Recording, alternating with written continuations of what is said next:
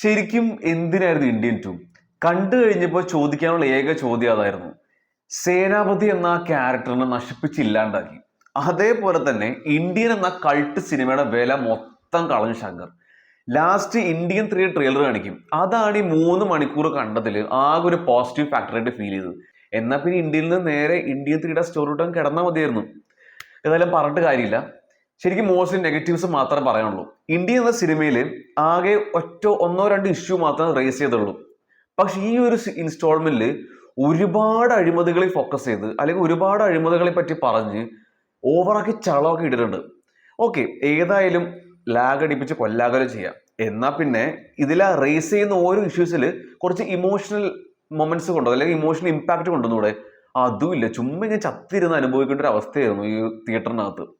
ചുമ്മാ ഇങ്ങനെ വലിച്ചു നീട്ടി കൊണ്ടുപോകുന്ന കുറേ സീൻസും.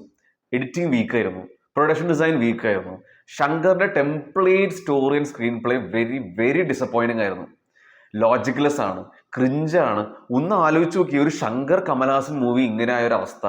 ലോജിക്കിന് വേണ്ടി പിന്നെയും പറയേണ്ടതാണ്, നമ്മൾ ശരിക്കും തലച്ചോറ് എവിടെയെങ്കിലും വെളിയിൽ എറിഞ്ഞിട്ട് വേണം കാണാൻ. അത്രയും ദാരുണികമായ കുറേ സീനുകളും കുറേ ഡയലോഗ് ഈ സിനിമയുടെ അകത്തുണ്ട്. പിന്നെ വേറെ എടുത്തു പറയേണ്ടത്, വർമ്മകാല എന്നൊരു മാർഷൽ ആർട്സ് ആണല്ലോ സേനാപതി എന്ന ക്യാരക്ടറിന്റെ മെയിൻ ഒരു ആക്ഷൻ സ്റ്റൈല്. പക്ഷെ ഇതിനകത്ത് ഭയങ്കര ഓവറാക്കിയൊരു ഫീലാണ് കിട്ടിയത്.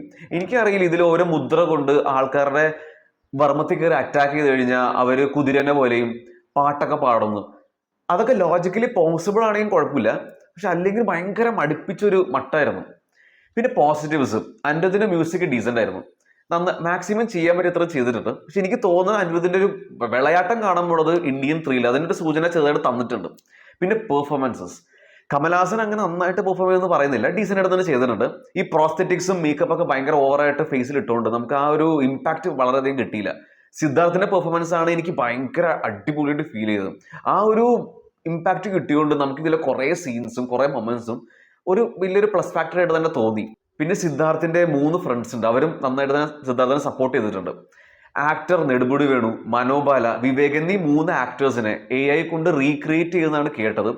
ഏതായാലും റീക്രിയേഷൻ ആണെങ്കിൽ അത് ഗംഭീരമായിട്ട് തന്നെ ചെയ്തിട്ടുണ്ട്. പക്ഷെ എനിക്ക് തോന്നിയത് കുറെ മൊമെന്റ്സിൽ അവർ തന്നെ ഒറിജിനലായിട്ട് അഭിനയിച്ചിട്ടുണ്ടെന്നാണ്. ബിക്കോസ് നമുക്ക് ആ AI ഏതാണെന്നും ഏതാ ഒറിജിനൽ നമുക്ക് ചെറുതായിട്ട് ഒരു ഡിഫറൻസ് നമുക്ക് മനസ്സിലാവും. ഏതായാലും നന്നായിട്ട് തന്നെ ഉണ്ടായല്ല. സിനിമാറ്റോഗ്രഫി കിടുക്കി, വിഷ്വൽ എഫക്ട്സ് സൂപ്പർബായിരുന്നു. പിന്നെ ആ ഒരു ശങ്കർ സിനിമകൾ കാണുന്ന ആ ഒരു വിഷ്വൽ ഗ്രാൻഡ്നസ് ഇതിനകത്തും ഉണ്ട്. ഓവറോൾ പറഞ്ഞു കഴിഞ്ഞാൽ ഒരു ഹൈ ക്ലാസ് ദുരന്തം തന്നെയാണ് ഇന്ത്യൻ 2. സിനിമയുടെ പേര് പോലെ തന്നെ സീറോ ടോളറൻസ്. ഇന്ത്യൻ 3 നല്ല പ്രതീക്ഷയുണ്ട്. ശരിക്കും നേരെ അതങ്ങ് തന്നെ ഇറക്കിയാൽ മതിയായിരുന്നു.